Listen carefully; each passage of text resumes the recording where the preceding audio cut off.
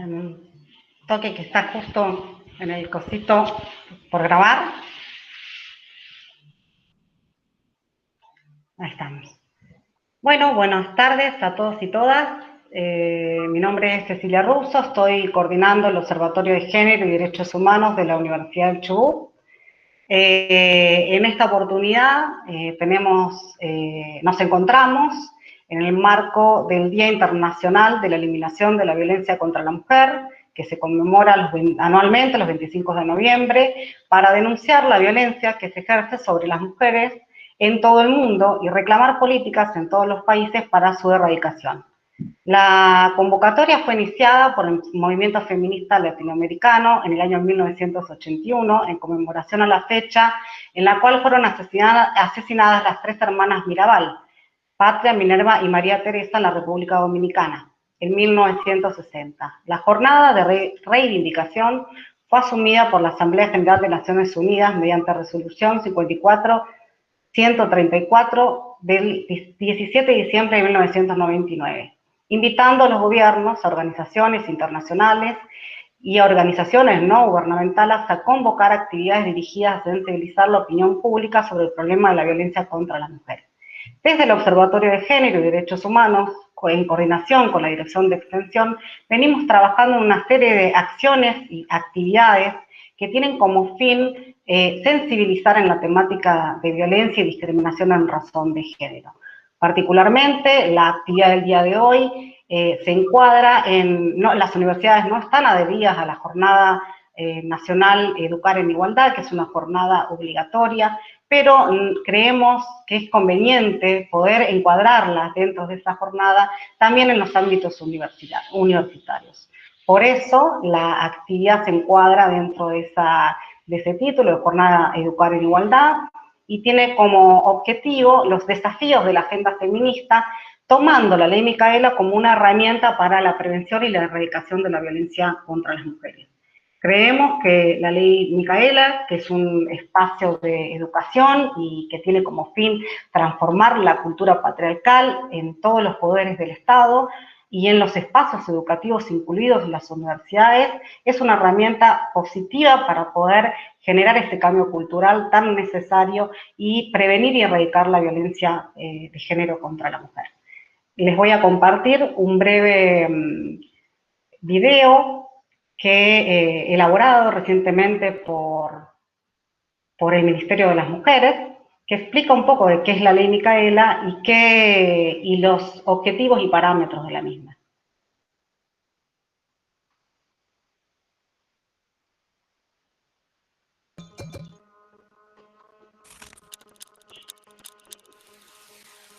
Ley Micaela 27.499. Ley de capacitación obligatoria en la temática de género y violencia por motivos de género para todas las personas que integran los tres poderes del Estado Nacional: Ejecutivo, Legislativo y Judicial. Ley Micaela y Derechos Humanos.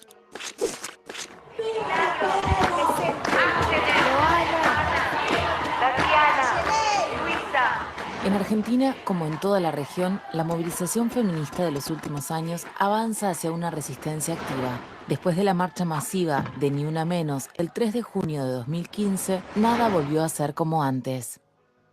La ley lleva el nombre Micaela en memoria de Micaela García, una joven de 21 años, militante del movimiento Evita y de Ni Una Menos.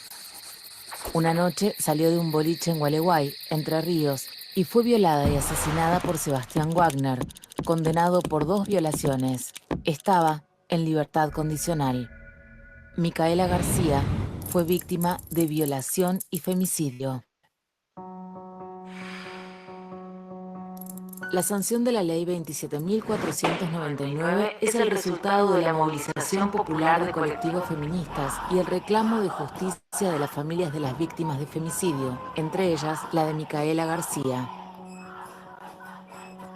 La ley está dentro de las recomendaciones que Argentina asumió al firmar y ratificar la Convención sobre la Eliminación de todas las formas de discriminación contra la mujer y la Convención Interamericana para prevenir, sancionar y erradicar la violencia contra la mujer.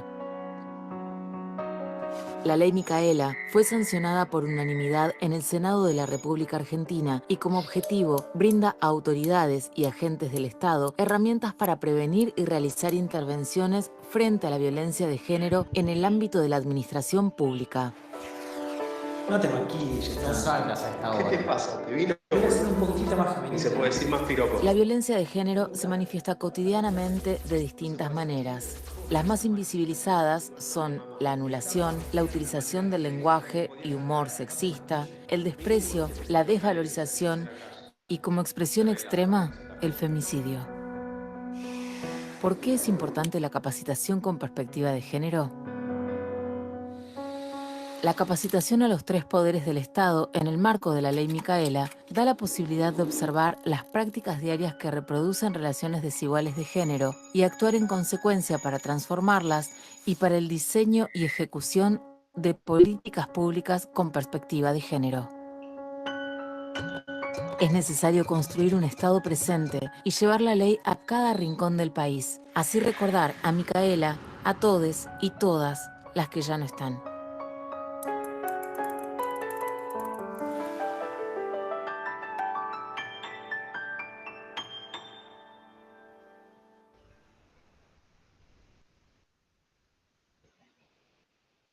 Bueno, para seguir con la actividad y empezar con lo que vamos a compartir en el día de hoy, le doy la palabra a Verónica París, que va a comentarnos un poco cómo la universidad viene trabajando en cursos de capacitación en temáticas de violencia y discriminación en razón de género en el marco de la Ley Micaela.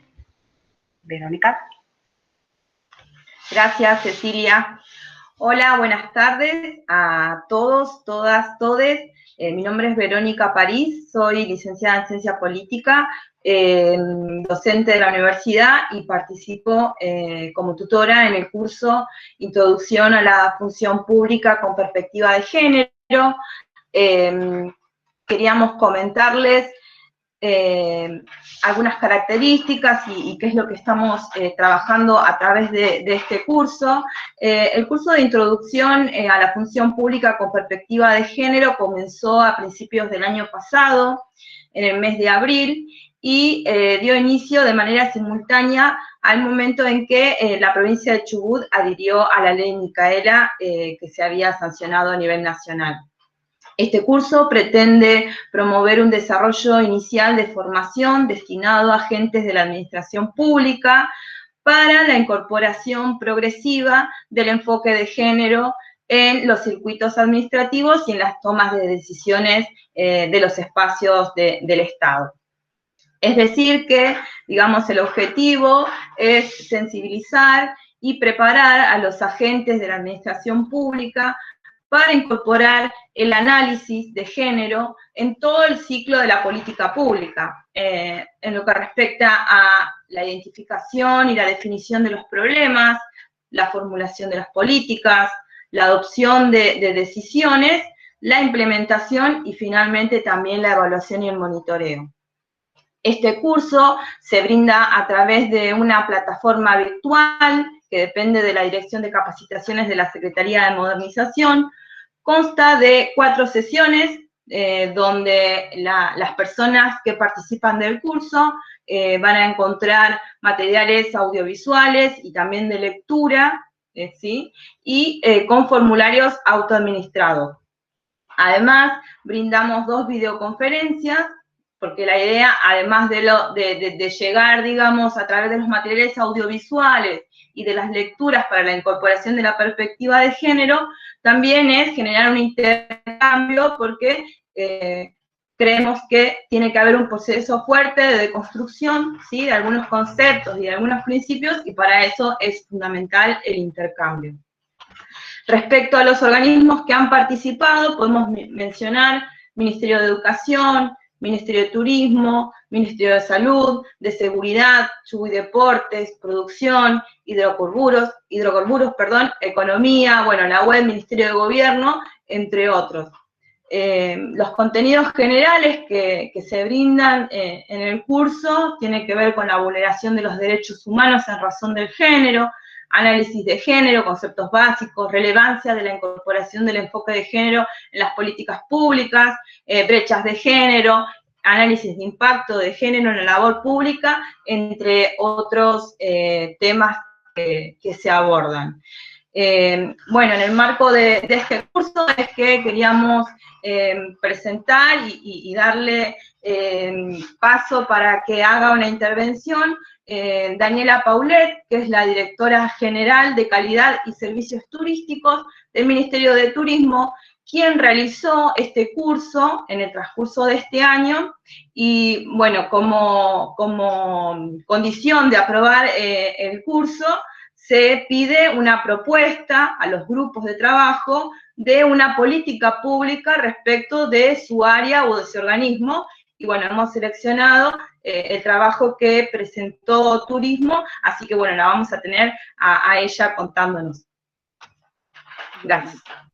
Muy buenas tardes. Primero quería comentarles que bueno, el trabajo fue en grupo, tal como comentaba París. Bueno, y las personas que tuvieron este grupo fue Germán Sánchez, Paulino Ruiz Díaz, Natalia Lesque, Claudia Fernández Fenole, Rocío Echave y yo, que soy Daniela Rodríguez Paulet. Verónica, no sé si podrías compartir, así comenzamos y les contamos a todos. Les voy adelantando que, bueno, el trabajo es sobre la protección de los derechos de las niñas, los niños, los adolescentes en viajes y turismo.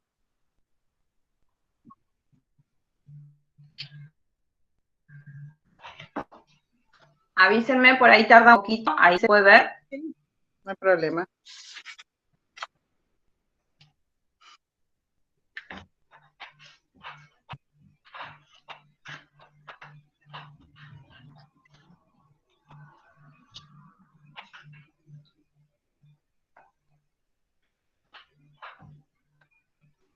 No sé, Vero,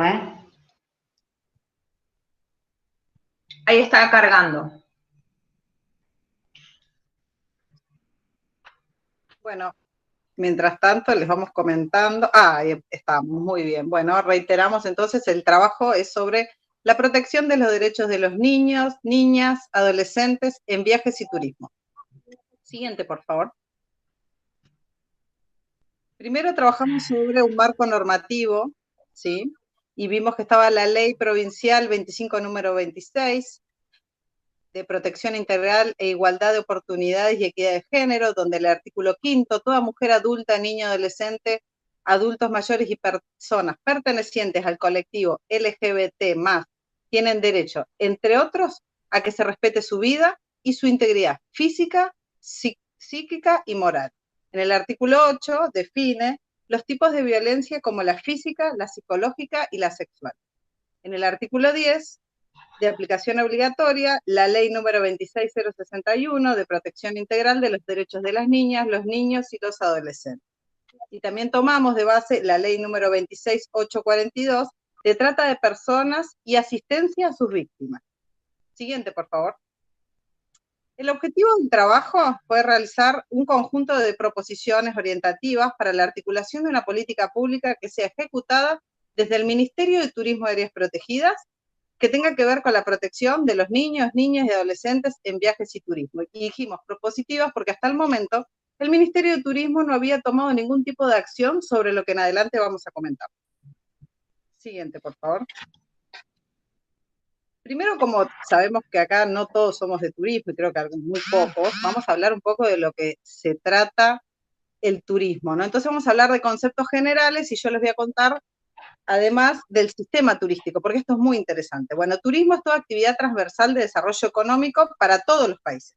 Genera importantes ingresos económicos, desarrollo social, intercambios culturales y mejora las condiciones de vida e infraestructura de los destinos turísticos, o sea, de la gente que está dentro de cada una de esas comunidades. Hablemos del turista, que es cualquier persona, y esto es importante, que viaja de un lugar diferente al de su residencia habitual y en un entorno habitual, que pernocta al menos una noche en un lugar al que visite, cuyo principal motivo del viaje es el ocio, el descanso, la ocupación del tiempo libre u otra actividad diferente a la que realiza habitualmente en su lugar de residencia. el prestador turístico es toda persona natural o jurídica que proporciona la prestación de los servicios a los que se refiere la ley y se encuentran inscritos en los registros correspondientes. Y esto es importante remarcar porque luego, cuando hablemos ya del trabajo propiamente dicho, van a ver que el tener un registro de prestadores es importantísimo. Y el turismo responsable es una actividad turística, aunque se supone que todo el turismo debe ser responsable, pero vamos a hablar del turismo responsable, es una actividad turística en equilibrio entre los ámbitos sociales, medioambientales, económicos y culturales. La práctica responsable del turismo da como resultado el desarrollo de todas las comunidades y su entorno. Y los destinos turísticos, que tendrían que ser obviamente atados a la responsabilidad del turismo, es un lugar o espacio geográfico que se posee, que tiene una vocación de recibir a turistas, y esto es muy importante, por eso siempre se habla de sensibilización primero, y está integrado por atractivos turísticos, o sea, algo que haga que uno quiera ir a ese lugar, ¿sí? Y que motiva al turista a pasar tiempo fuera de su lugar de residencia. Y esto es muy importante, todos estos conceptos que estuvimos hablando, porque el sistema turístico, que acá lo hablamos, digamos, muy en forma escueta, ¿sí? Esto es a nivel mundial, o sea que vamos a tener un turista en una parte del mundo, un atractivo en otro, un destino, y todos los prestadores que hacen que esa persona no solamente se pueda trasladar y hacer posible la realización del viaje, sino que se entere de que hay diferentes ofertas de turismo, ¿sí? Hoy nos parece algo sumamente, digamos, diario, porque nos llegan informaciones de diferentes lugares, pero lo cierto, ¿sí?, es que, bueno, esto llevó muchos años y desarrollo de parte del turismo propiamente dicho. Bien, y esta, digamos, red mundial es importante para lo que estamos hablando ahora, porque justamente es el llevar gente de un lado hacia otro de forma rápida. Bien. Siguiente, por favor. Bien, después vimos los antecedentes provinciales. ¿Qué fue lo que hicimos? Tratamos de buscar notas de periódicos que no sean mayores a 12 meses para ver si realmente esto que pensábamos, ¿sí?, tenía lógica o era algo que no tenía ningún tipo de sentido, y entre los que encontramos, así como rápido, voy dando las notas, es la trata de personas. Chubut pasó de ser un lugar de tránsito a convertirse en provincia de destino. Lo admitió la directora de la Oficina de Lucha contra la Trata. El delito muta, aunque las ordenanzas de trata cero prohíben prostíbulos y whiskerías, en cambio proliferan los VIPs. Esto fue Diario Jornada en este año, en el 2020.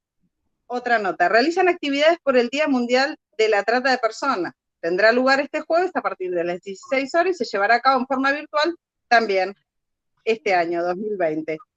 Otra nota, allanamiento en Madrid por un presunto caso de trata de personas.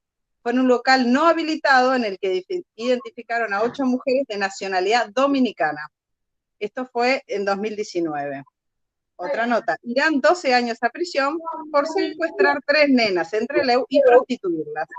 Les prometió un paseo por Buenos Aires, terminaron en Plaza Miserere como parte de una oferta sexual de un hotel.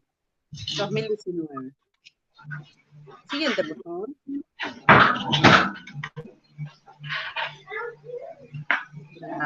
Muy bien. Y acá el Ministerio de Turismo, y hoy es Ministerio de Turismo y Deporte de la Nación, ¿sí?, investigamos que existía un código de conducta nacional.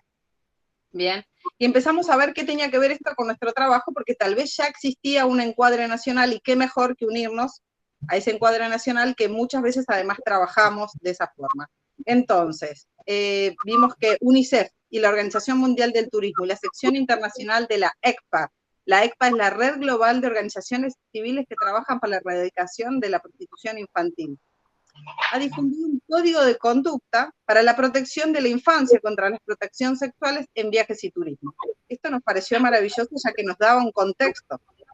Después vimos que el proyecto aspiraba a incorporar a la industria del turismo en la lucha activa contra el turismo sexual infantil, donde actores turísticos del mundo, como las aerolíneas, los agentes de viajes, los hoteles, entre otros, han firmado. ¿Se acuerdan que les hablaba de esto? De un sistema global que ya tiene el turismo de por sí. Por eso es importante de que cada uno de los actores se comprometa. Y este documento los compromete a luchar en forma activa contra la prostitución infantil, lo cual nos pareció interesante, que no era simplemente de sensibilización. Bien. Después vimos que el documento rector en que las empresas establecían su compromiso Perdón, siguiente. ¿Te dije siguiente? No. Pero,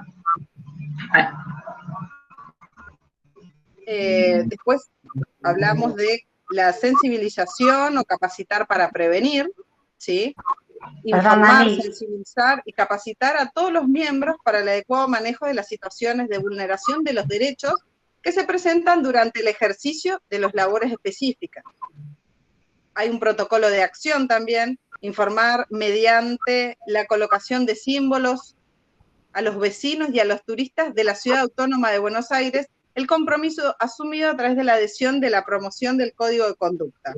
Redes de colaboración y promoción, información a clientes para involucrarlos en la cadena de valor, y también hay un informe anual del Organismo Público de Turismo, que esto no lo pudimos encontrar como tal. Ya con todo esto evidenciado, ¿sí? Donde nos daba un contexto y estaba pensado básicamente para, aunque es nacional, más que nada para el Gran Buenos Aires y Ciudad de Buenos Aires, pensamos que qué mejor que realmente nos sentimos en este transitar del trabajo práctico, que teníamos un contexto que nos ayudaba. Siguiente, Vero, por favor. Entonces hicimos esta propuesta que nos pareció con un posible camino a andar, ¿no? Desde el Ministerio de Turismo de Áreas Protegidas. Y también, antes de contarles un poco, les contamos que el Ministerio de Turismo de Áreas Protegidas, antes de ser ministerio, antes de ser secretaría, cuando recién se empezaba a hablar en esta provincia de turismo, ¿sí? Era, más que nada, nació como actividad turística, pero también siempre en la protección ambiental. Por eso ustedes saben que nosotros somos turismo y áreas protegidas, ¿sí? Que no solamente protege los ambientes, sino que le da un valor agregado a cada espacio de la provincia y a cada comunidad, por más lejana que pareciera que esté. Entonces vimos que también cuando vos estás hablando de un turismo responsable y hablas de lo que tiene que ver con la protección ambiental, con la reivindicación social y los derechos, sin lugar a dudas, esto tenía que ver con las bases que tenemos en el Ministerio de Turismo y Áreas Protegidas, razón por la cual vimos que todavía era más factible llevar adelante esta política pública. Y bueno, les comento que empezamos a trabajar y vimos que en Chubut, a pesar de todo esto, en el Ministerio de Chubut y en Chubut no se habían realizado campañas y acciones importantes enfocadas a este tipo de modalidad de la EXNA. Y ahí fue cuando empezamos a ver que, bueno, la verdad que fue un poco fuerte, uno que viene del turismo, de ver otras cosas, ver que la EXNA, que ya tiene un nombre, como decimos nosotros, la explotación sexual comercial de niños, niñas y adolescentes, lo cual, bueno, la verdad que investigando y viendo fue atroz. La verdad, nosotros que venimos, digamos, de otros tipos de temas, nos pareció tremendo. Y lo que proponemos del Ministerio de Turismo y Áreas Protegidas a través de este trabajo práctico es tener un compromiso explícito en materia de prevención en consonancia con el Código de Conducta Nacional y recomendaciones internacionales. Siguiente, por favor.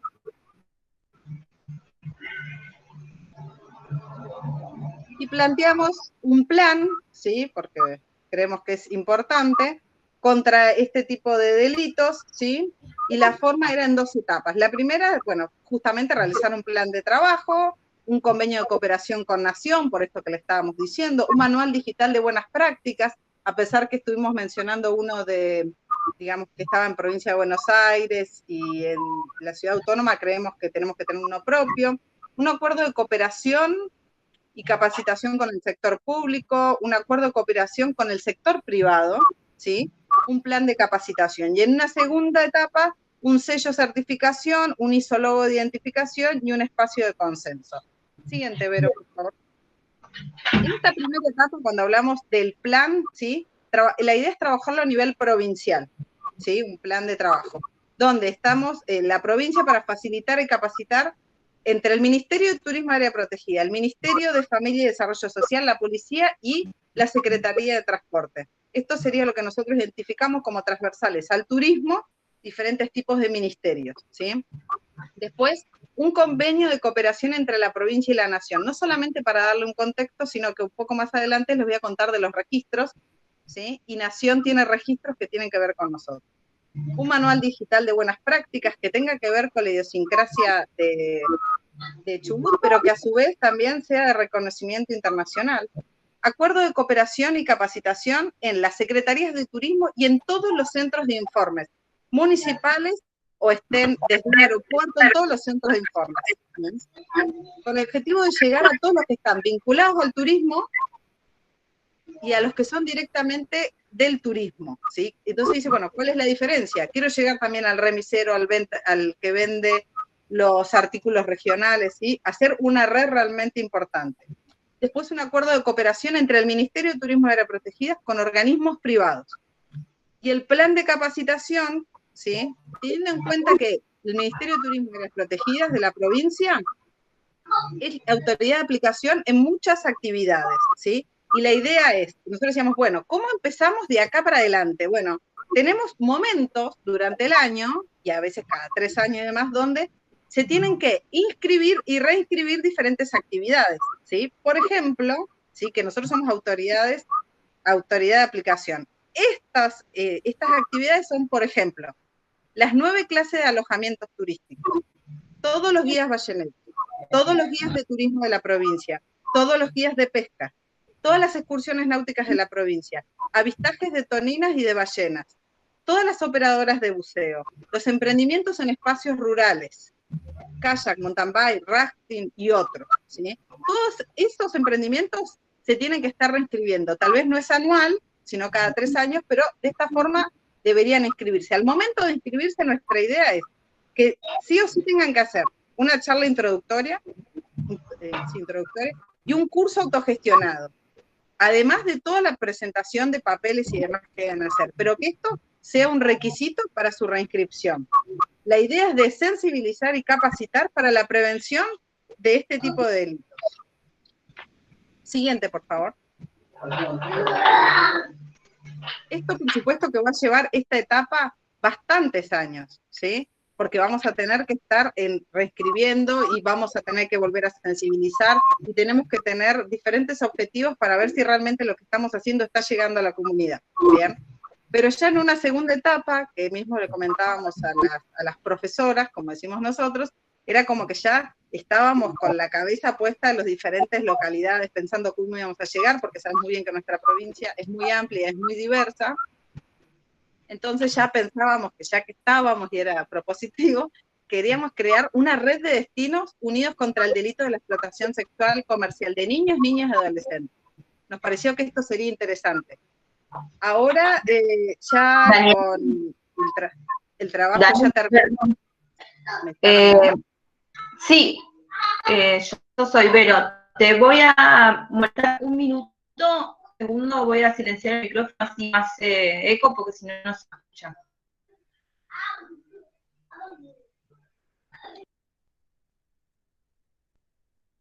¿Continúo? Bien. Bien. Y pensamos cuando trabajamos hicimos este trabajo, pensamos en esta red a nivel Chubut, ¿verdad? Y después ya, cuando ya terminamos el trabajo, decíamos, pero ¿por qué no Patagonia? Si nosotros tenemos, ¿qué tenemos nosotros? El ente Patagonia Turístico, que es el ente regional de turismo más antiguo que existe en Argentina y que actualmente trabajamos mancomunadamente, así que ya estábamos pensando en hacer algo un poco más importante. Y pensábamos en la creación de un sello de certificación para establecimientos, empresas y municipios, muy importante que sea toda la cadena, ¿sí? Y también el desarrollo de un ISO-logo de identificación para los elementos de comunicación y promoción, y acá también estábamos comentando si tomar uno de validez internacional, si basarnos en uno propio, si hacer uno, o sea, ya estábamos pensando cómo podíamos trabajarlo, y algo que nos parece muy interesante, que es una creación de un espacio de consenso para el mejoramiento de las políticas públicas para dichos destinos, para dichos delitos, digo, para este tipo de delitos, que nos pareció como interesante, que es una forma de poder también tener un poco el termómetro de lo que ocurre. Bueno, hasta aquí llega nuestro trabajo, y queríamos comentarle, digo queríamos porque estoy hablando yo por el resto de mis compañeros también, que la verdad que, bueno, nosotros trabajamos en varias políticas públicas, y a través de este curso, esta capacitación, que tal vez para nosotros fue en un momento donde estábamos con muchísimo trabajo, y muchos temas que tienen que ver con la pandemia, el turismo y demás, a pesar de eso, y es tan agradable de hacer el curso, que nos ocurrió que empezamos a desandar algunos caminos, ¿sí? y ponernos a pensar si cosas que creíamos que estaban bien hechas, tal vez le podríamos haber sumado algo más de lo que vimos en este curso, ¿no? Así que el agradecimiento por poder tener esta visión, ¿sí? Que habían cosas que creíamos que eran así y que las estábamos haciendo bien y sin lugar a dudas las podíamos mejorar. Y bueno, y este trabajo que creo que jamás se nos hubiera ocurrido si no hubiéramos hecho este curso, ¿sí? Que como les digo, no fue tal vez en el momento donde teníamos más tiempo y demás, pero lo hicimos con mucha conciencia y el material es excelente porque es muy dinámico. Así que bueno, de parte de todo el equipo les queremos agradecer. Bueno, muchas gracias Daniela y bueno, obviamente a todo el grupo porque el trabajo realmente fue nos sorprendió en que se pusieron efectivamente en la posición de funcionarios y funcionarias, porque un poco como para sumar a esto que decía Verónica, el curso está planteado para cargos jerárquicos. Entonces, por eso la cuestión de la mirada de la política pública es fundamental dentro de esta mirada, más allá de incorporar algunas conceptualizaciones que son importantes. Al final de las presentaciones vamos a hacer vamos a retomar por ahí para reflexionar, y bueno, te agradezco nuevamente Daniela y al grupo, y bueno, sé que estarán ya trabajando sobre esta propuesta para fortalecerla. Vamos a seguir con la próxima conversadora, que es la doctora Mariana Ripa, es la directora de la Oficina de la Mujer y de la Violencia de Género del Poder Judicial de la provincia del Chubut. Ella nos va a compartir el programa de formación en género bajo estándares de Ley Micaela en el Poder Judicial de Chubut, un estado de avance y las primeras conclusiones. Mariana, te dejamos la palabra y quedó perfecto, ¿bien? Ahí está. Me interesaba poder lograr este paso que no era un tema menor. Bueno, muchas gracias a Cecilia, Verónica y en nombre de ustedes a la institución por el espacio. Y la verdad que escuchar a Daniela también fue muy interesante, básicamente porque es la bajada a terreno de estas políticas públicas, como lo es la herramienta de la Ley Micaela, y bueno, ver cómo efectivamente, cómo refleja, ¿no? A ver si yo puedo, sí, acá está, un segundo, compartir. ¿Ahí lo están viendo?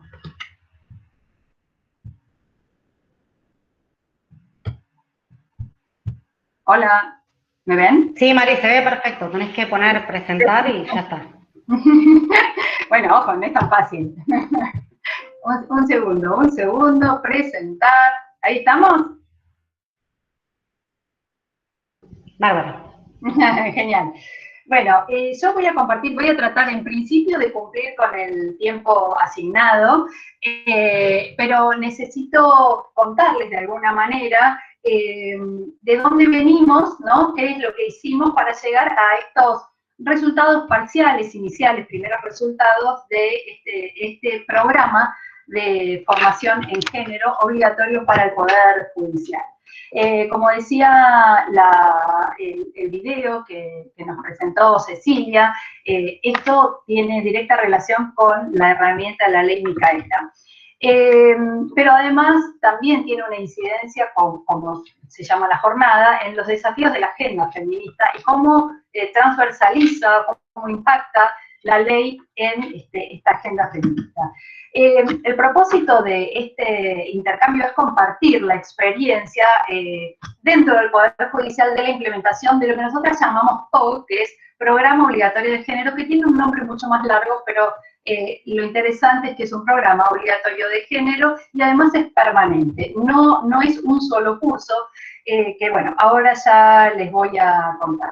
Este programa fue validado bajo los estándares de Ley Micaela, y vamos a compartir acá algunos de los resultados, por eso los invito a avanzar en este sentido y también en otras cosas. El programa de capacitación obligatoria en género y violencia contra las mujeres, que le llamamos COP, surge desde un acuerdo plenario, normativamente, adentro del Superior Tribunal, de 4710 del 2019, al que adhirieron las otras dos agencias. El Poder Judicial está dividido entre la Judicatura, que es lo que se dice el Superior Tribunal de Justicia, en general se los conoce así, la Procuración General y la Defensoría General. Todos y todas integramos el Poder Judicial. Esta oficina que yo tengo a mi cargo depende exclusivamente de la Judicatura, del Superior Tribunal de Justicia. No obstante, este programa se planteó para el Poder Judicial en su conjunto, no solo para una de sus agencias. Los objetivos fueron incorporar la perspectiva de género al Poder Judicial, fortalecer el tejido institucional, garantizar la igualdad y equidad de derechos y oportunidades y ampliar los mecanismos de acceso a la justicia para propiciar intervenciones y actuaciones con perspectiva de género, con el fin de proporcionar un adecuado servicio de justicia. Pensemos que estamos planteando este programa exclusivamente en el marco de uno de los poderes del Estado, que es el Poder Judicial.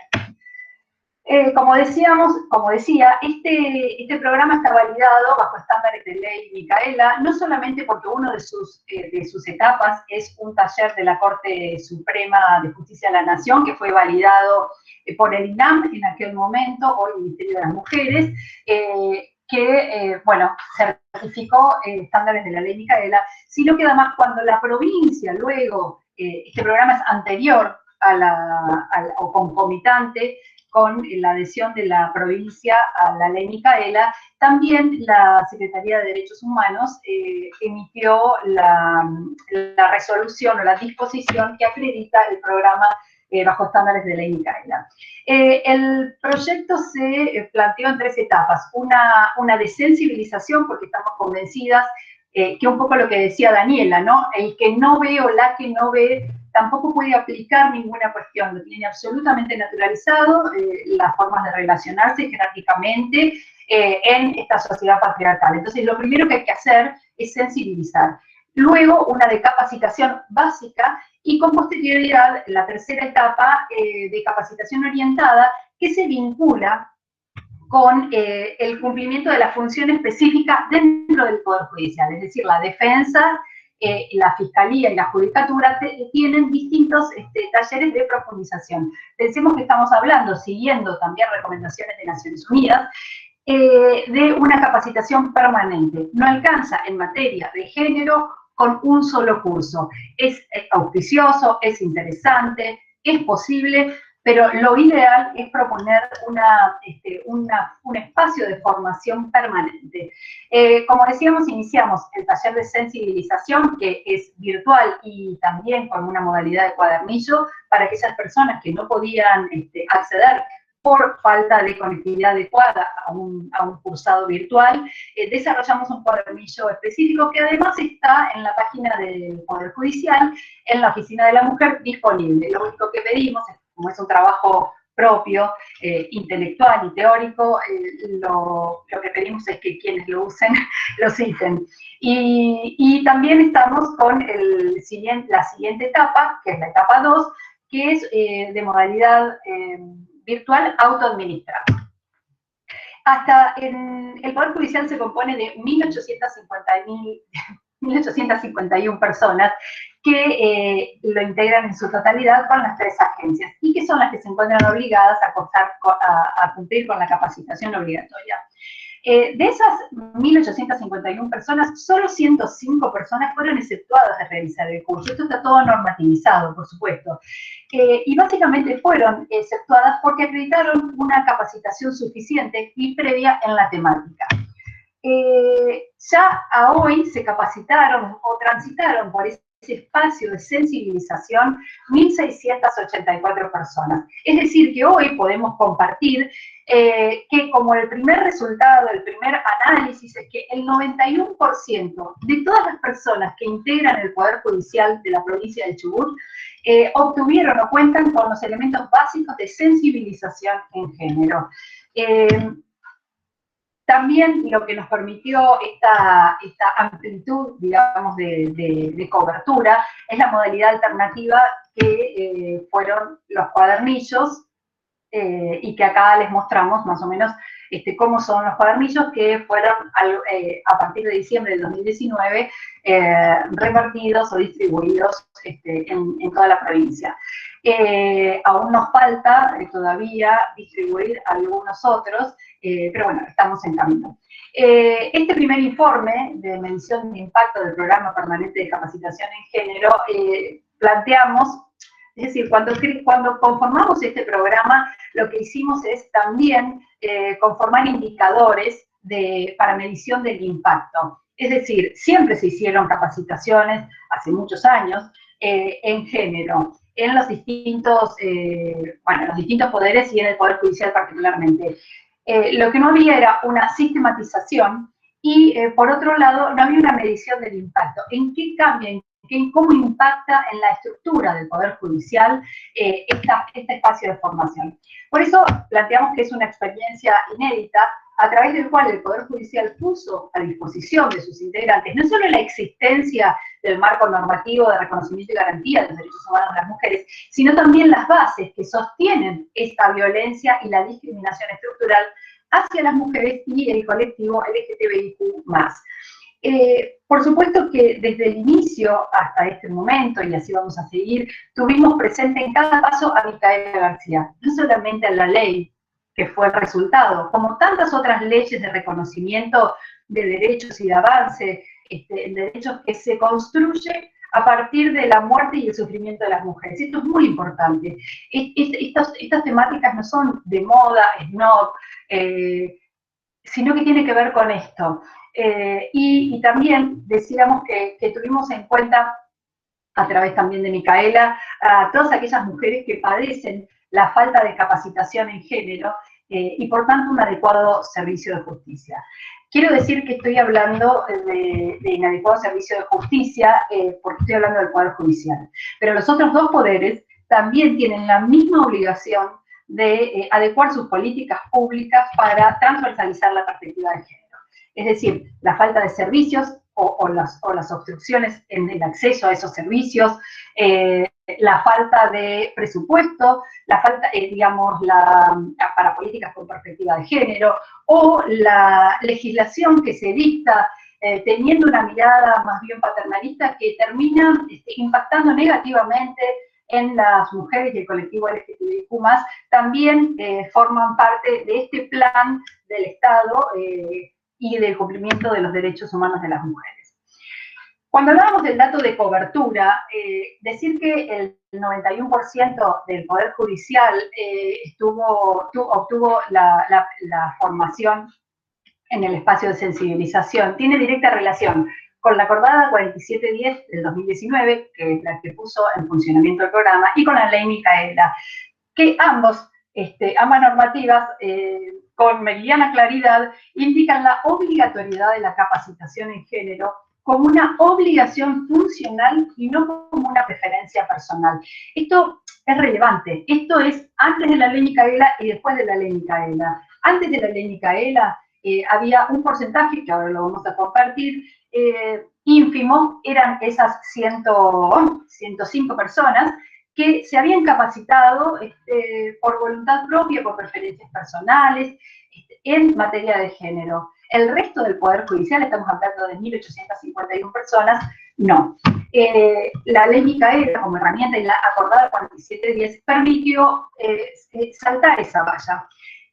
Pero también es cierto, y esto lo vinculo con lo anterior, digo, de las obligaciones de los poderes del Estado, que estas herramientas normativas fueron puestas en funcionamiento a partir de la decisión de política institucional que impulsaron los ministros del Superior Tribunal, a la que adhirieron el Procurador y el Defensor General. No es un tema menor, porque es gravitante la implementación del programa en base a las resistencias que genera un programa de formación obligatoria, es decir, la obligatoriedad genera una resistencia y en el Poder Judicial se hizo absolutamente obligatoria, tal y como lo dice la ley Micaela, y también la temática, digamos, estamos en una sociedad patriarcal donde hoy escuchaba en una radio que un periodista decía el colectivo feminista tiene que dar cuenta de la violencia de las mujeres hacia las mujeres por un homicidio que ocurrió en Trelew de una mujer a otra mujer.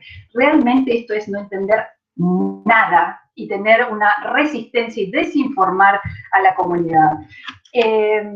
Por eso digo, no solo la obligatoriedad genera resistencias, sino que también la temática genera resistencias. Y básicamente porque tiene que ver con tocar privilegios que están estructurados y que sostienen esta subordinación de las mujeres y de los colectivos LGTBIQ a la heteronorma. Estas normas también, esta implementación del POC también tiene que ser contextualizado en el marco de la situación de pandemia y la situación de la provincia.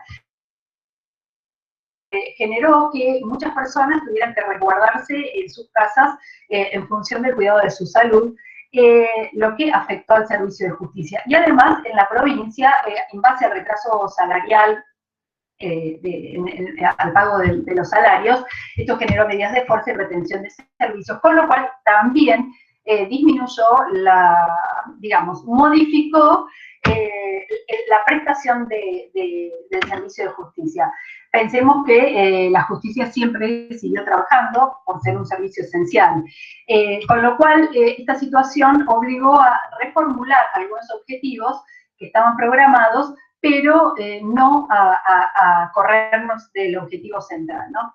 Algunos elementos distintivos del POC, recién Cecilia mencionaba que el curso que ellas están generando tiene que ver con las máximas autoridades. Esto se ha hecho, esta forma de sectorizar se ha hecho en un montón de lugares, es decir, hasta en la Corte Suprema también los ministros y la ministra fueron capacitados de manera diferenciada, al igual que en el Ejecutivo, por ejemplo, nacional, y creo que en el provincial también, respecto de determinadas autoridades.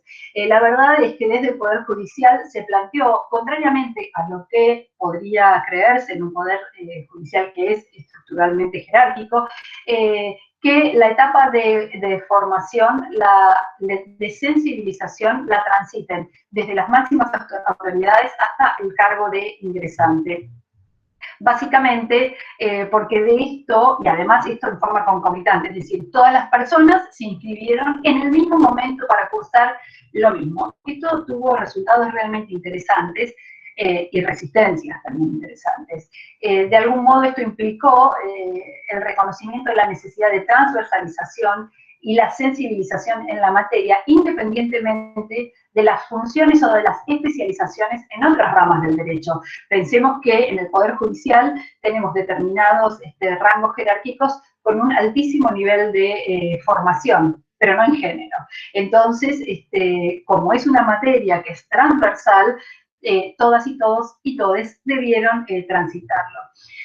Esto claramente dio muestras de un poder judicial que se encolumnó democráticamente en el cumplimiento de la normativa de derechos humanos con perspectiva de género. Se comparten algunos resultados significativos. De la cobertura hablábamos del 91% de las personas que integran el Poder Judicial que transitaron por este espacio. Solo el 7% de ese 91% había realizado cursos específicos en la materia. Si bien no alcanzaba a acreditar la cantidad de formación tal como esas 105 que fueron excluidas, el 7% alguna vez había tomado algún cursito, había ido a una jornada o alguna cuestión donde se hablara de género. Lo interesante es que el 64,9%, casi el 65%, nunca había realizado una capacitación en género. Y de ese porcentaje, el 76% eran varones. Acá algunas cositas. Siempre se creyó que el tema de género era un tema de mujeres. Error. Hoy, mientras veía quiénes estaban conectadas y conectados, alcancé a ver un solo varón y en general muchas mujeres. Tal vez no estaba viendo a la totalidad de las personas. Pero digo, cuando no es obligatorio, esto también nos pasaba, cuando no es obligatorio, entonces es un tema que nos interesa a nosotras porque lo vivimos con nuestros cuerpos, con nuestras decisiones vitales, ¿no? Es una experiencia muy... Pero para cambiar esta sociedad patriarcal necesitamos que todas, todos y todes estemos trabajando en la misma línea. La amplia cobertura que tuvo esta primera etapa del POG nos permite de alguna manera construir un piso mínimo común que tiene que ver con la visibilización de la problemática, las herramientas teóricas y normativas disponibles que van a redundar en un mejor servicio judicial.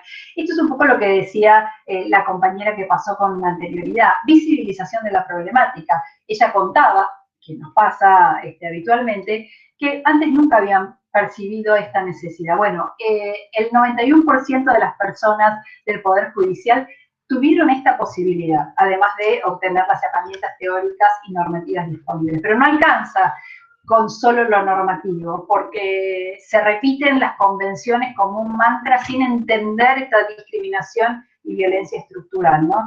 Entonces hace falta un poquito más. Este piso mínimo nos permite generar una masa crítica dentro del Poder Judicial que de alguna manera generen modificaciones prácticas y modificar las prácticas habitualmente sistematizadas y propiciar cambios estructurales e institucionales. Otro de los datos es que la composición del Poder Judicial, que pudimos obtener de aquí, es que la composición del Poder Judicial es un poder feminizado. El 61% son mujeres y solamente se identificaron con identidades de género no binaria el 1%. Eso también genera otra característica sobre la que estamos trabajando desde la Oficina de la Mujer, que es la reglamentación del cupo trans. Porque evidentemente el Poder Judicial, como otras instituciones, ha sido refractario a el colectivo LGTBIQ+. Por otro lado, la gran parte, 1%, que tienen mayor representación en las tres agencias, tanto en las fiscalías como en la defensa, como en la judicatura, hay más mujeres. Ahora, ninguna en las máximas magistraturas, de ninguna de los tres poderes. Invito a quienes están escuchando esta conversación, digamos, compartir estos datos, a ingresar a la página del Poder Judicial, a la Oficina de la Mujer, donde hemos realizado un estudio respecto de las barreras estructurales de las mujeres dentro del Poder Judicial para acceder a las máximas magistraturas, no solo en Chubut, sino en la República Argentina. Bueno, están los porcentajes ahí compartidos de cuánto es el porcentaje de mujeres, de varones, en cada una de las agencias. Y como dato interesante es que la mayor cantidad de mujeres se ubica en la judicatura, porque se entiende que es un trabajo más teórico, más formal, más de escritorio, de pensar, digamos, de pensar, de desarrollar intelectualmente. Mientras que en el Ministerio Público Fiscal, que es donde se ubica la menor cantidad de mujeres, un 18% son mujeres, lo cierto es que se vincula a una tarea mucho más operativa, mucho más de terreno. Entonces esto de alguna manera nos remite a la idea de roles y funciones estereotipadas, ¿no? Los lugares de decisión, de la toma de decisión, están vedadas a las mujeres, y también algunas actividades entendiendo a las mujeres otra vez en esa división de trabajo, digamos, de lo público y lo privado en cuanto a lo activo y lo pasivo, ¿no? Es interesante para la motivación para realizar la capacitación. Cerca del 80% de las personas que realizaron el curso fundaron su participación en brindar un buen servicio de justicia y también por razones personales. Y solo el 13% manifestó la obligación, ¿no? El cumplimiento de la obligación. Es decir, mayoritariamente se observó una predisposición a conocer más en la temática. Esto podría vincularse a que la edad promedio del Poder Judicial es de 44 años, con lo cual hablamos de una población joven y permeable a este cambio de paradigma. Solamente la edad no es un dato para el cambio de paradigma en función del enfoque de género y derechos humanos, pero podría ser una explicación. Esta tendencia a la predisposición para conocer en la temática también se ratificó por el interés demostrado en la segunda etapa. Cuando comenzamos, o abrimos o aperturamos la segunda etapa, el 52% del Poder Judicial se inscribió en la segunda etapa. Esto es muy auspicioso, es decir, la mitad de las personas del Poder Judicial se inscribieron en la segunda etapa. Y además, la segunda etapa está estructurada con un curso básico que tiene 3 módulos y luego se pueden ir adicionando 4 o 5 módulos. El 46% de las personas que se inscribieron tomaron la segunda o tercera opción, es decir, superaron el módulo base, el curso básico. Es muy importante esto porque denota esta predisposición a profundizar en la temática, y bueno, y lo tomamos desde ese lugar. Ahora vamos a hacer una comparación respecto de la primera etapa y la segunda etapa. La primera etapa está concluida y la segunda etapa es una etapa que tiene datos parciales. Es decir, esa mitad que se inscribió, claramente, digo, para evitar errores de sesgos en el análisis, esa mitad es la mitad del Poder Judicial que está interesado en la temática, ¿no? Entonces, y que además se interesó después de haber transitado la etapa de sensibilización, que antes no ocurría. Y nosotras hicimos, acá quiero agradecer, voy a hacer agradecer no solamente a quienes integran la Oficina de la Mujer, particularmente a la doctora Sabina Ordenave, que tuvo a cargo este proyecto. Nuestra oficina trabaja por proyectos, sino también a Mercedes Cepele, Laura Mirantes y la doctora Marisa Barcelona, y también a las integrantes de la Escuela de Capacitación, porque esto es un desarrollo conjunto. La parte operativa está a cargo de la oficina de la Escuela de Capacitación Judicial, con todo lo que tiene que ver plataformas virtuales y demás. Así que en la cabeza de su directora, que es Nadine de la Porte. Cuando proyectamos los indicadores, uno de los indicadores era la percepción en cuanto a la igualdad. Es interesante resaltar que respecto a la consulta, si en la actualidad existiera igualdad entre hombres y mujeres, la respuesta positiva, sí existe igualdad, alcanzó al 7,7%. Es bajo, claramente, pero lo relevante es que en la segunda etapa, esa percepción de igualdad también se redujo casi a la mitad.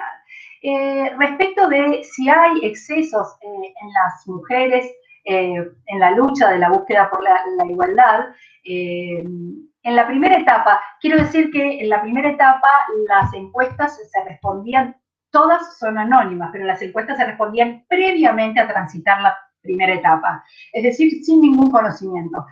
Luego, la segunda etapa es al final de la etapa de capacitación, es decir, al principio y al final. En este tópico de si hay exceso en la lucha de las mujeres en la búsqueda de la igualdad, en la primera etapa, el 10,6% dijo que sí, que había excesos. Y en la segunda etapa se redujo al 2,1%. Disgregado por género, en la etapa 1, ese 10% fue conformado por el 12,2% de mujeres. Y en la etapa 2, las mujeres, que sí creían que había exceso, se redujo al 0,6%. Es decir, que las opiniones se fueron modificando luego de concluir las etapas de sensibilización y capacitación en función de la reflexión e interpelación planteada en los distintos espacios. Respecto de la idoneidad, también consultamos idoneidad como elemento central para el acceso a cargos de relevancia. En la primera etapa, el 52,8% sostuvo que era el elemento básico la idoneidad, para que las mujeres accedieran, y en la segunda etapa se redujo al 27,3%, casi 20 puntos porcentuales. El primer dato, como decíamos, se respondió sin tener en cuenta las barreras estructurales de discriminación a las que se enfrentan las mujeres, y luego de transitar el espacio de sensibilización y de formación, las personas variaron también su opinión. Lo mismo respecto de las medidas que incentiven lugares, los lugares para acceder a determinados lugares, también se multiplicó. Es decir, en la primera etapa, las personas creían, el 43%, que había que tomar medidas que incentiven la participación de las mujeres para acceder a espacios de relevancia. Y en la segunda etapa, casi se duplicó al 72%. Estos indicadores muestran una reevaluación de una percepción más bien teórica y neutra respecto de la igualdad y de la idoneidad, que se contrasta con las experiencias vitales y trayectorias laborales propias y de otras personas que fueron modificando a través de la primera y la segunda etapa. Comparto otros de los elementos que tuvimos fueron los elementos cualitativos. Tenemos un observatorio de género, de sentencias, decisiones judiciales, no solamente de sentencias, que se triplicó con posterioridad a la incorporación de piezas al observatorio, se triplicaron con posterioridad a la iniciación del primer curso.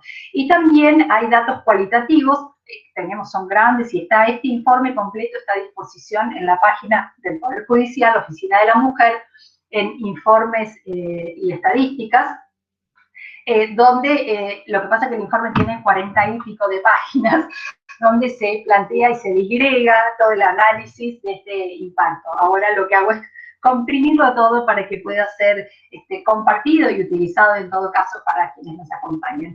En el informe cualitativo se tomaron algunas opiniones, producciones personales o reflexiones de quienes participaron. Se agruparon por si son varones o mujeres, y además, o sea, femenino o masculino, y además si fueron cuadernillo o virtual. Una mujer de cuadernillo dijo que era mucho lo que desconocía, y muchas de las normas que también eran desconocidas, que dificultan su desempeño laboral, que viene de una generación que naturalizó todo y que necesita informarse más. Mientras que un hombre que transitó por el espacio virtual reconoció que su condición de varón tuvo muchos beneficios en relación a las mujeres, que fue criado en un hogar patriarcal y machista, y que debe hacer un esfuerzo para cambiar estos conceptos. Como estas opiniones, reflexiones e intervenciones, compartimos varias. Algunas conclusiones finales, porque no quiero agotarlas, es que lo que decíamos respecto de la conformación hoy de esta charla, pero también de las capacitaciones en general en la materia, se logró superar ese porcentaje ínfimo de integrantes que se interesaban en la temática. Pensemos que de 1.851 personas, creo, 1.851 personas, 105 se habían capacitado. Es un porcentaje absolutamente menor. Así que esto, digamos, esta valla fue saltada, y que además se conformó por varones y mujeres en iguales proporciones, digamos, que mientras que cuando no era obligatorio, eran mayoritariamente las mujeres las que se interesaban en la temática. Y se cambió básicamente, se modificó se basó esta obligatoriedad en la responsabilidad funcional, y no en las preferencias particulares. A partir de la implementación del POC, y esto se vincula con esta charla específicamente, que tiene que ver con la agenda feminista, la transversalización de las cuestiones que realmente son necesarias para poder llegar o lograr esa igualdad sustancial de la que habla la CEDAW, no solamente de derechos, sino de hechos. A partir de la implementación del POC, circularon discursos, argumentaciones y experiencias vitales en la mayoría de las oficinas del Poder Judicial que se vinculaban a la perspectiva de género. Esto fue fundamental, que sea concomitante, que todas y todos estén abocadas a las mismas lecturas, a los mismos ejercicios y a las mismas reflexiones en el momento, porque así en las oficinas se daban espacios de intercambio y de reflexión más allá del curso. Se generaron, decíamos, debates e intercambios enriquecedores que propiciaron la reflexión, y se repensaron prácticas naturalizadas. Esto hubiera sido imposible antes de la implementación del POC. Como un elemento fundamental, es comparativamente superior a otros poderes y a otras jurisdicciones en cuanto a poderes judiciales, de otras provincias, que también están implementando a su manera y como se va pudiendo la ley Micaela. El Poder Judicial de la provincia del Chubut puso a disposición de la totalidad de sus integrantes las herramientas básicas para cumplir satisfactoriamente sus funciones en base a los estándares internacionales de derechos humanos y género. Porque la verdad es que muchas veces no solo las normativas son ignoradas, sino que las realidades sobre las que se estructura esta discriminación y la violencia de las mujeres y de los colectivos, del colectivo LGTBIQ+, son ignoradas y además rechazadas, ya sea por un aspecto cultural o de formación académica. Cecilia decía al inicio, hay que transversalizar la perspectiva de género en las universidades. Es fundamental. Si eso hubiera ocurrido, hoy no estaríamos hablando de esta situación, que gente formada, en muchos casos, con formación académica sólida, no haya tenido nunca capacitación y formación en perspectiva de género. Por supuesto, esto no exime, se dé la ley Micaela o no se la dé en la obligatoriedad que yo creo que debe darse, o por etapas o viendo cómo se va pudiendo, porque también hay muchos obstáculos. La realidad es que eso en ningún punto exime al Estado de su responsabilidad por el ejercicio inadecuado de sus servicios, ya sea en el Poder Ejecutivo. Pienso en el obstáculo para el acceso al derecho al aborto, hoy en los casos que son que ya están previstos por causales, o esperemos a futuro en el aborto, en la posibilidad de interrupción legal del embarazo o la gestación. Pienso en la legislatura también y por supuesto en el Poder Judicial. Se considera entonces un gran acierto la puesta en marcha de la implementación de este programa en términos de disputa por el conocimiento desde la perspectiva de género y derechos humanos. Se afianza la agenda de género corriendo el velo de la aparente neutralidad de los derechos, de las oportunidades, igualdades y discriminación. Y es relevante que todo esto ocurra, no solo para las personas que integran el Poder Judicial como institución, que es sobre lo que estamos trabajando, sino principalmente para las destinatarias del sistema, y esto se vincula con el acceso a justicia, que quienes operadoras y operadores del Poder Judicial se capaciten y se formen con la perspectiva de género y derechos humanos, es fundamental para el adecuado servicio de justicia, y también, por supuesto, para la sociedad en su conjunto. Quiero agradecerles por este espacio, espero no haber demorado demasiado. Y bueno, como dice la Filmina, queremos igualdad sustantiva de derechos más hechos. No alcanza solo con la legislación vigente. Esa legislación hay que ponerla en práctica, y hay que ponerla en práctica con responsabilidad y con todo lo que eso significa. No de una manera, no un como si, vamos a hacer qué. Realmente creo que la implementación de la ley Micaela en toda, digamos, su potencia, permite de alguna manera generar estos cambios estructurales por los que estamos trabajando. Muchas gracias. Gracias, Mariana. La verdad, tremendo trabajo. Yo quería comentarles, por ahí esto, como está siendo grabado, también va a quedar en el canal de YouTube de la Universidad del Chubut. La universidad tiene un rol fundamental en la ley Micaela, en su artículo 8. Ese rol tiene que realizar una vez al año un informe sobre el nivel de cumplimiento de la ley Micaela en los 3 poderes del Estado. Nosotras en el día de ayer hemos recibido el requerimiento por parte de la Secretaría de la Subsecretaría de Derechos Humanos, donde nos informan la cantidad de, o sea, qué organismos específicamente han certificado, y estamos haciendo y elaborando un relevamiento de adhesiones municipales, por ordenanzas municipales, para presentar el informe a fin de año del nivel de cumplimiento de la ley Micaela, que está dentro de lo que nos corresponde para poder cumplir en la parte que nos corresponde. Pero bueno, no es algo, es cierto que el Poder Judicial es uno de los poderes, son 3 poderes, que ha implementado y tiene un programa completo y un plan integral que plantea la ley Micaela en todos sus niveles. A nivel universitario, nosotras, como para poder comentarles y dejarles, porque María José no puede conectarse, está invitada la coordinadora de la red RUGE en la parte patagónica, la CEPRES Sur, que nos iba a comentar un poco cómo venía el trabajo de lo que fue en este contexto de pandemia, a través de un convenio que se produjo en el Consejo Interuniversitario Nacional y la Red Universitaria de Género y ONU Mujeres para un plan de intervención, de transversalización, donde la capacitación era una parte fundamental dentro de ese proyecto, y se capacitó en su totalidad a todas las autoridades de las universidades patagónicas y de las universidades del norte y del centro durante el contexto de pandemia a través de ese convenio. Desde la universidad también estamos trabajando porque el proceso de adhesión nuestro fue diferente.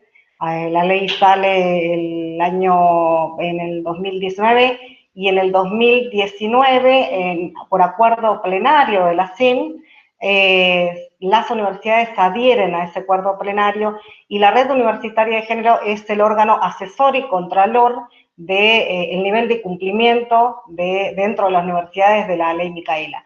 Y otra discusión y debate que se está dando, o lo venimos conversando con las compañeras de la Red RUGE, es que en el marco universitario, como debería pasar también en los espacios educativos de nivel inicial y nivel secundario, más allá de que tengan la ESI y lo que implica todavía que la ESI se ponga en funcionamiento, no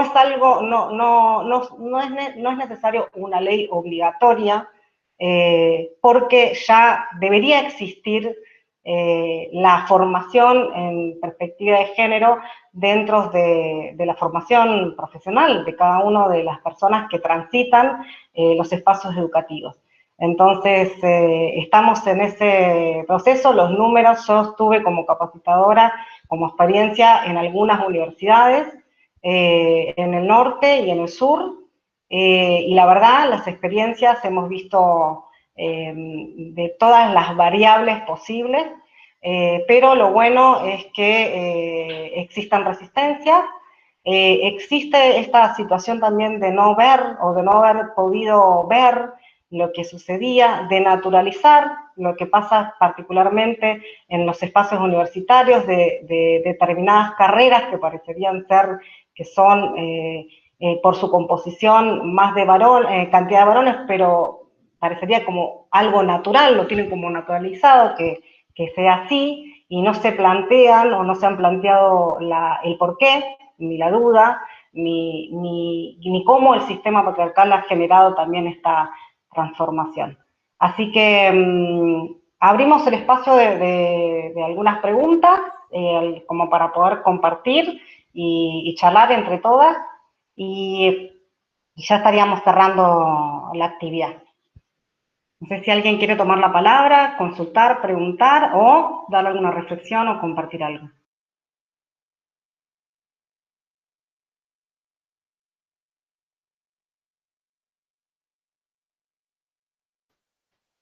Habiliten el micrófono.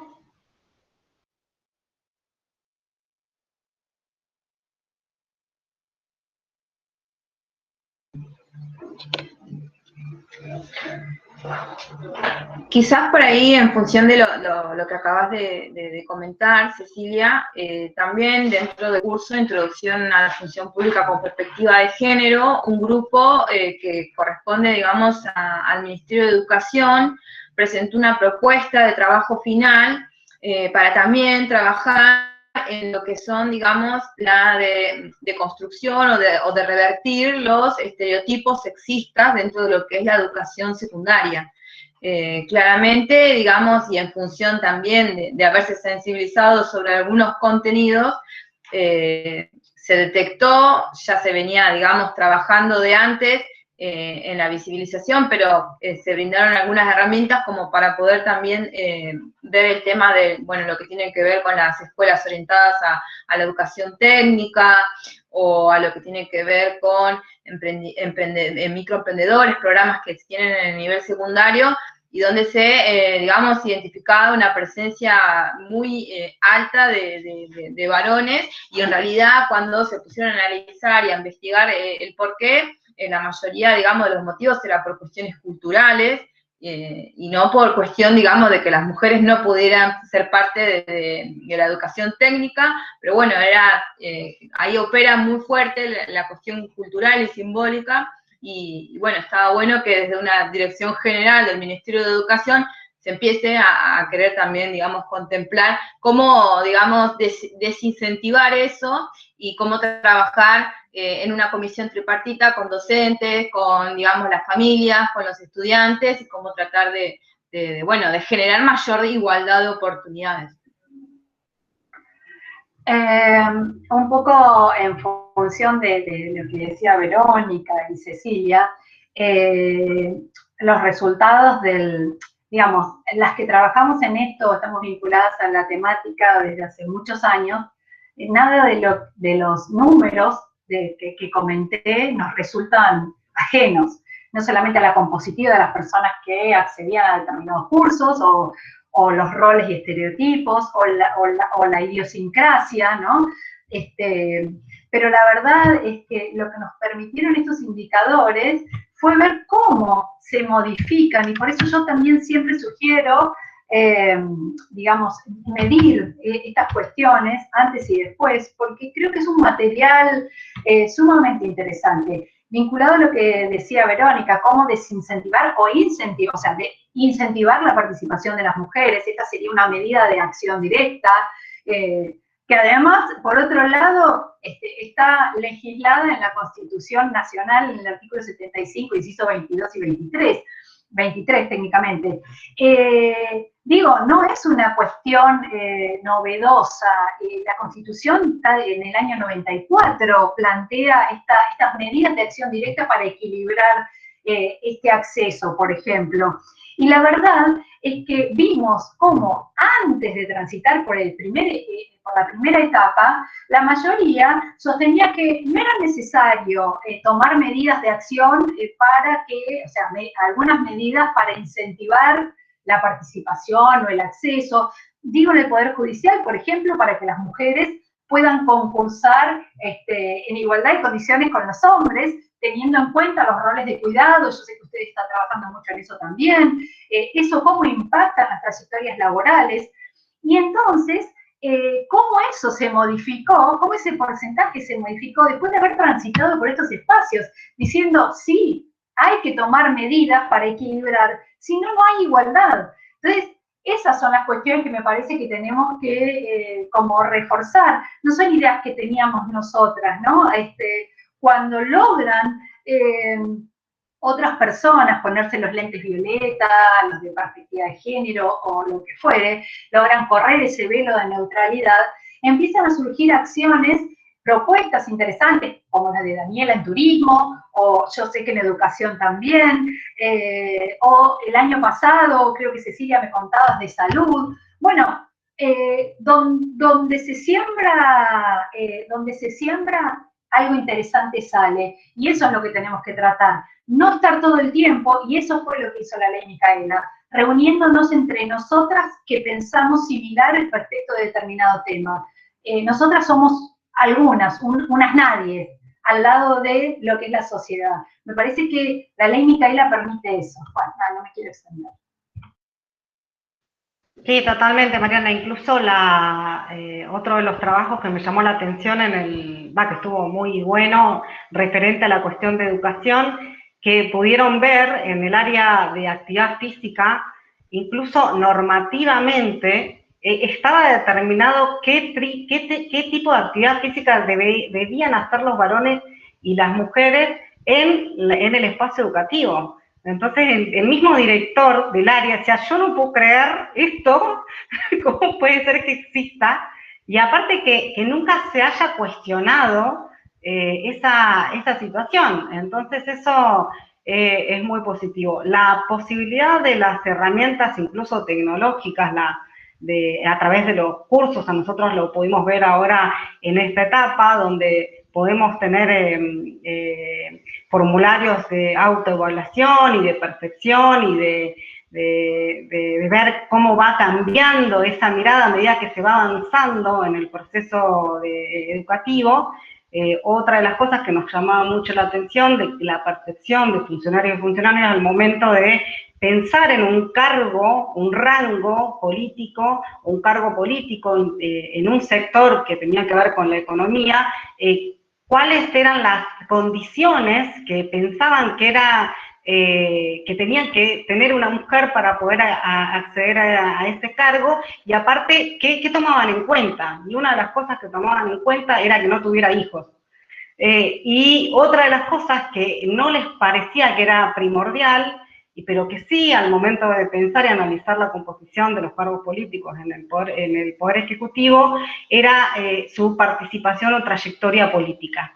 No era algo que era considerado para al momento de elegir una persona en un lugar, una mujer específicamente, en un lugar de alto rango. A nivel universitario, nosotras venimos también, incluso en este proceso, creo que está Julieta ahí y creo que Carolina también, ellas participaron de los espacios que son espacios de capacitación, pero son de capacitación de ejecución, o sea, de poder ver de qué manera se va avanzando en los protocolos de adaptación y se trabajó a partir de clínicas de casos. Entonces, esos espacios de clínicas de casos, de evaluar cómo se trabajó en este caso. Vos, Mariana, tenés el tema este del observatorio de sentencias, de ver cuáles son las sentencias que tienen alguna mirada y que van de avanzada y que hay que visibilizarlas también. Me parece que eso está bueno en cuanto a pensar la herramienta, cómo la ley Micaela viene a plantear este cambio puntual y cómo esa herramienta es fundamental hoy para poder pensar la prevención y la erradicación de la violencia de género. No sé si Julieta o... Marcelo, que está acá, Marcelo es el director de extensión de la universidad, estuvo participando hace muy poquito en una capacitación de masculinidades, nuevas masculinidades, porque también la idea es poder incorporar la temática de las nuevas masculinidades, de repensar, de repensarse, esos de que nosotras necesitamos en algún momento juntarnos para charlar, para ver qué nos pasaba, un poco... por ahí compartir esa experiencia que también está en el marco de la ley Micaela. Les dejo la palabra al resto.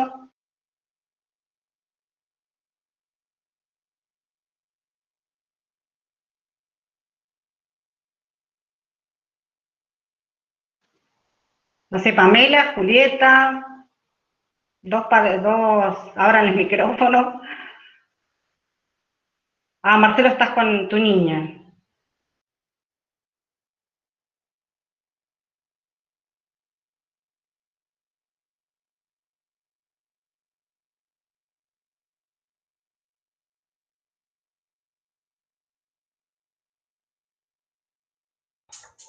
Ahí está, no, en pleno proceso de mamadera, por eso estaba los golpes acá atrás.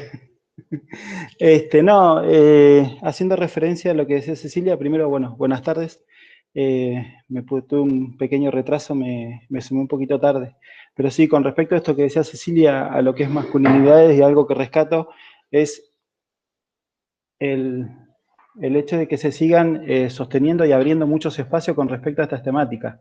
Me parece que si no estamos predispuestos a generar espacio y cambios, como que seguimos estancados por ahí. Más de una vez yo he charlado con Cecilia por ahí, el miedo que tiene el hombre de que la mujer vaya ocupando diferentes espacios. ¿Miedo a qué? No sé, pero bueno, también van cada uno. Por eso está el hecho de ir desconstruyendo y construyendo a la vez, ¿no? Como decía Cecilia, hace poco participé en un conversatorio sobre masculinidades, muy interesante, muy bueno, y bueno, la posibilidad de que se sigan dando estos espacios, bueno, y que la participación sea masiva y que se vaya haciendo en cadena, ¿no?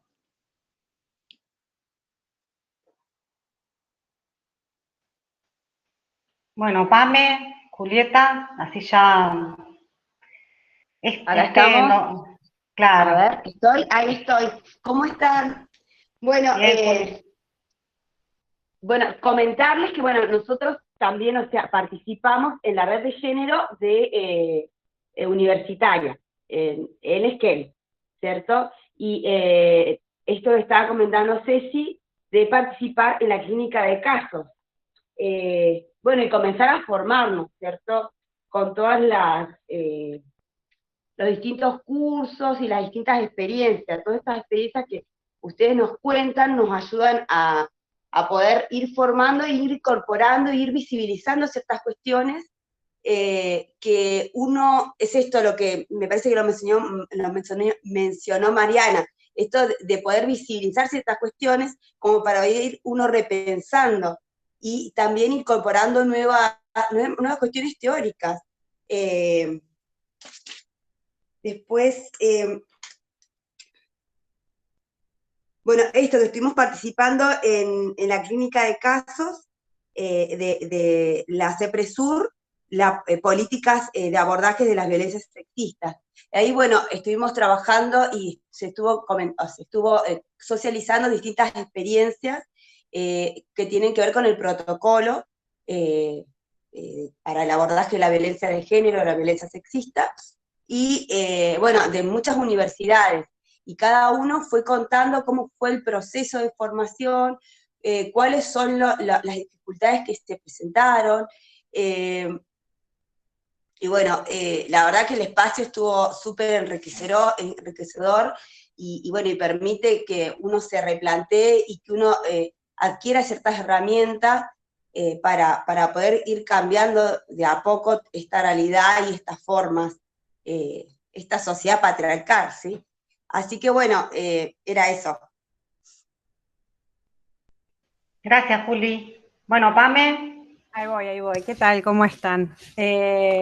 Bueno, nada, agradecerles por la charla, por haber compartido estas experiencias, la verdad que muy interesante.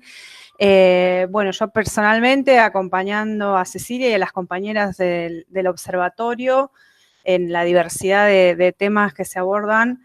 Y bueno, y una de las cosas que me queda un poco picando y que es algo que siempre discutimos un poco con las compañeras, es cómo hacer para que más allá de las capacitaciones, de la enseñanza, de todo este esfuerzo que hacemos, no nos quedemos en algo retórico y podamos realmente hacerlo carne, por decirlo de alguna manera, y poder realmente vivenciar nuestras instituciones desde esta, digamos, traigo el título de la charla, de educar en igualdad, ¿no?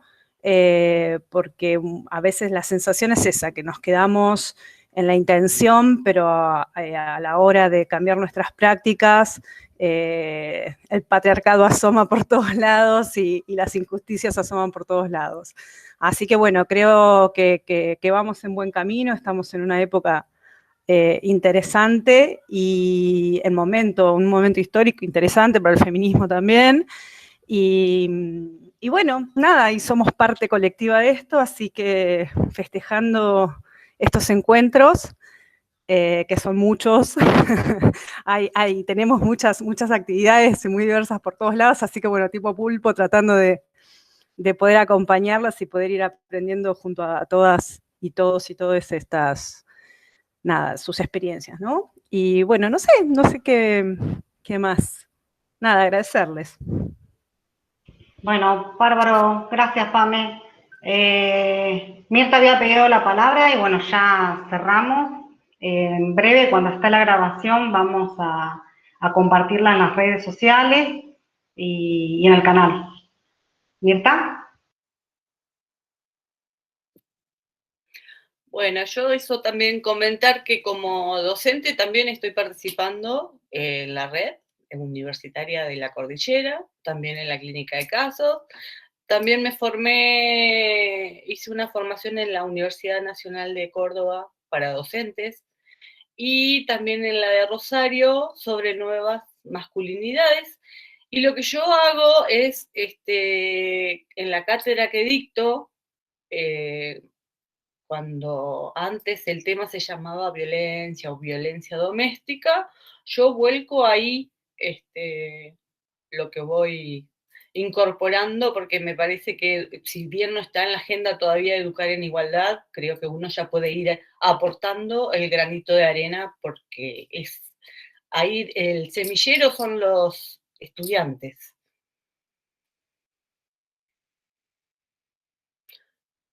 Bueno, eso es todo. Gracias, Mirta. Sí, totalmente. De hecho, la transversalización en la currícula es uno de los objetivos nosotros a partir de la incorporación, la Universidad de Chihuahua a partir de la incorporación en el Consejo Interuniversitario Nacional. Tenemos una agenda de trabajo conjunta donde la transversalización de género en las currículas, en la investigación y en las actividades de extensión son materia básica a desarrollar en los próximos años, así que nos queda mucho trabajo.